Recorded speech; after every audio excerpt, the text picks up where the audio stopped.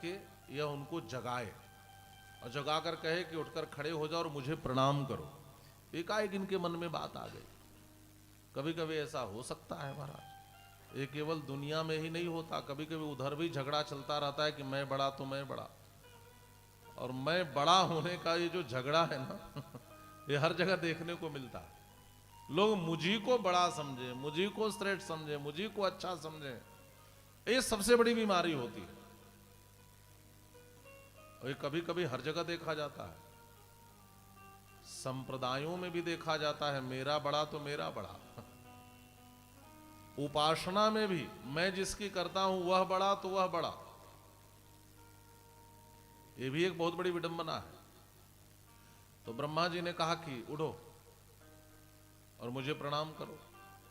अब भगवान विष्णु भी उठे तो उन्होंने कहा कि तुम बड़े कैसे हो गए, तुम तो मेरे नाभि से निकले कमल से पैदा हुए हो, तुम्हारा कारण मैं हूं, तुम मुझे प्रणाम करो। ब्रह्मा जी ने कहा नहीं, मैं सृष्टि करता हूं, मैं बड़ा हूं, मुझे प्रणाम करो। महाराज विवाद बढ़ गया। अब विवाद बढ़ा तो ब्रह्मा जी की हरकत भगवान विष्णु को समझ में नहीं आई, उनको भी गुस्सा आ गया। अब महाराज बात इतनी बढ़ गई कि दोनों तरफ से अस्त्र शस्त्र उठ गए। लगा कि आज ही प्रलय हो जाएगा। देवता घबरा गए। ब्रह्मा जी ने ब्रह्मास्त्र उठा लिया, अमोघ अस्त्र है। तब भगवान विष्णु ने भी अमोघ सुदर्शन चक्र को उठाया। अब लगा कि ये दोनों जहां छोड़े वहां महाप्रलय हो जाएगा। दोनों ने अपने अपने अस्त्र को संभाला। दिशाओं को संभालने वाले दिग्गज कांपने लगे, देवता थरथर कांपने लगे। महाराज आज महाप्रलय हो जाएगा। सब भगवान शिव की से प्रार्थना करने लगे और जैसे ही दोनों एक दूसरे को मारने के लिए अस्त्र का प्रयोग करना चाहते थे, उसी समय एक घटना घटी। इन दोनों के मध्य में एक विशाल ज्योतिर्मय एक ज्योतिर्मय लिंग प्रकट हुआ, एक ज्योतिर्मय स्तंभ प्रकट हुआ।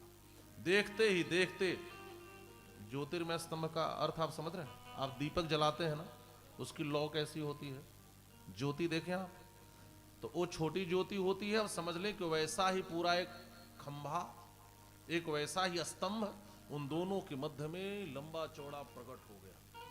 अब ऊपर देखें तो ऊपर समझ में आए कहां तक है, नीचे देखें तो समझ में आए नीचे कहां तक है। एकाएक वह प्रकट हो गया। अब दोनों झगड़ा करना भूल गए। दोनों ने कहा कि झगड़ा बाद में करेंगे, देखें ये क्या चीज है, ये कहां से प्रकट हो गया। दोनों खड़े हो गए। तो दोनों ने कहा चलो हम दोनों को एक टास्क मिल गया, जो इसके आदि अंत का पता लगाएगा वह बड़ा। ऐसा ही करते हैं, कौन ऊपर जाएगा कौन नीचे। ब्रह्मा जी ने कहा मैं ऊपर जाऊंगा, तो भगवान विष्णु ने कहा ठीक है तो मैं नीचे जाऊंगा। ब्रह्मा जी बन गए हंस और भगवान विष्णु बन गए सूकर, सूकरावतार भी लिए। तो भगवान विष्णु इसके अंत का पता लगाने के लिए शुक्रावतार लेकर के नीचे की ओर जा रहे हैं, शुकर बनकर, और ब्रह्मा जी इसके आदि का पता लगाने के लिए हंस बनकर ऊपर की ओर उड़े। अब ये दोनों चले और दोनों चले, चलते गए चलते गए चलते गए चलते गए, लेकिन न आदि का पता लगे न अंत का पता लगे। तब तक ब्रह्मा जी ने क्या देखा, एक पुष्प है जो ऊपर से गिरता हुआ चला रहा। ब्रह्मा जी ने कहा सुनो सुनो इधर आओ, कौन हो तुम? उसने कहा मेरा नाम है केतक। केतकी, केतकी फूल आप लोग जानते होंगे, केवड़ा। उसने कहा मैं केतक हूं।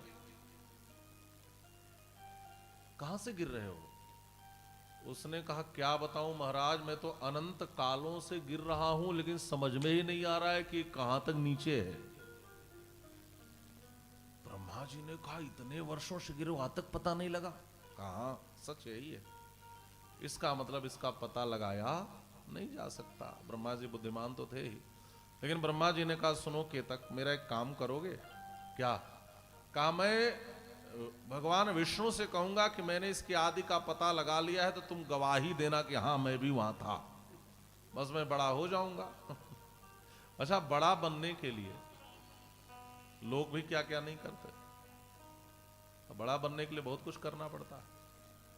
हम लोग गए थे पुरी दर्शन के लिए, तो घूमने लगे और आप उधर जाएंगे तो उधर का बड़ा बड़ा प्रसिद्ध है, बड़ा।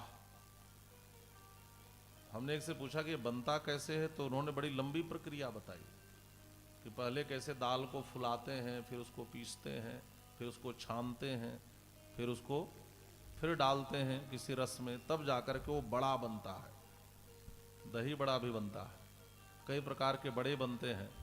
तो ये लगता है कि भाई बड़ा बनने के लिए बहुत कुछ करना पड़ता है, बड़ा बनने के लिए बहुत प्रक्रियाओं से गुजरना पड़ता है, तब कोई बड़ा बनता है। लेकिन ब्रह्मा जी ने बड़ा बनने के लिए जो उपाय ढूंढा वह उपाय सही नहीं था, झूठी गवाही। झूठी गवाही महाराज, विटनेस लेकर वही लोग चलते हैं जिनको झूठ बोलना होता है। गवाही कौन दिलवाता है? गवाह लेकर कौन चलता है? जो झूठ बोलना चाहता है, उसी को गवाह की जरूरत। देखिए, सच को कभी गवाह की जरूरत ही नहीं पड़ती। और जो बार बार कहे ना उससे पूछ लेना, उससे पूछ लेना, समझ लो कि झूठ बोलना चाह रहा है। जो गवाही का आश्रय लेता है वो झूठ ही बोलता है, तभी तो गवाह चाहिए। क्योंकि गवाही मिलेगी तो मेरी बात सच मानी जाएगी, क्योंकि उसको भी संदेह है कि सच माना जाएगा कि नहीं माना जाएगा, तभी गवाही की जरूरत पड़ती है। ब्रह्मा जी गवाह लेकर आए। अजय भगवान विष्णु ने समझ लिया इसके अंत का पता नहीं लगाया जा सकता, वो आ रहे थे ऊपर, ये भी इधर से पहुंचे। और ब्रह्मा जी ने कहा, सुनो सुनो, मैंने तो पता लगा लिया, तुम बताओ। भगवान विष्णु ने कहा, मैं तो नहीं, मुझे लगता है इसका कोई अंत नहीं है। ये सत्यवादी, उन्होंने सच बोला, जो समझा वो बोला। ब्रह्मा जी ने कहा, सुनो, मैंने पता लगा लिया है, और देखो गवाह। क्यों जी? केतक। तो उस फूल ने भी कहा, हाँ, मेरे सामने। भगवान विष्णु ने कहा, तब तो आप सच में बड़े हो, ठीक है, मैं आपको प्रणाम करता हूं। और जैसे भगवान विष्णु ने हाथ जोड़ा, उस ज्योतिर्मय स्तंभ से भगवान शिव प्रकट हो गए। भगवान शिव का बड़ा यहां स्वरूप है, 5 सिर हैं उनके, और हाथ में उन्होंने त्रिशूल लिया। बड़ा क्रोध आया, ब्रह्मा जी को मारने को तत्पर हो। महाराज, झूठी गवाही तुमने दिलवाई है। इतना क्रोध आया कि भगवान शिव के भीतर से ही उनका एक और रूप प्रकट हुआ। आगे इसकी कथा विस्तार से भी आएगी। और उनको भैरव कहा जाता है। वो भैरव प्रकट हुए, और भैरव ने प्रकट होकर के ब्रह्मा के 5वें सिर को काट दिया। इससे यह बात समझ लेना कि ब्रह्मा के भी पहले 5 सिर थे, एक सिर भैरव ने काट दिया। और आगे कथा आएगी कि ब्रह्मा के सिर काटने के कारण इनको भी ब्रह्म हत्या का दोष लगा।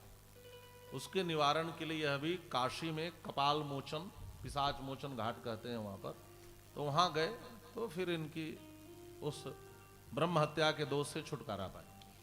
तो भगवान शिव का ही एक रूप है भैरव का रूप, और ब्रह्मा का सिर काटने के लिए भगवान शिव ने ही ये रूप बनाया था। तो भैरव के रूप में प्रकट होते हैं और ब्रह्मा के 5वें सिर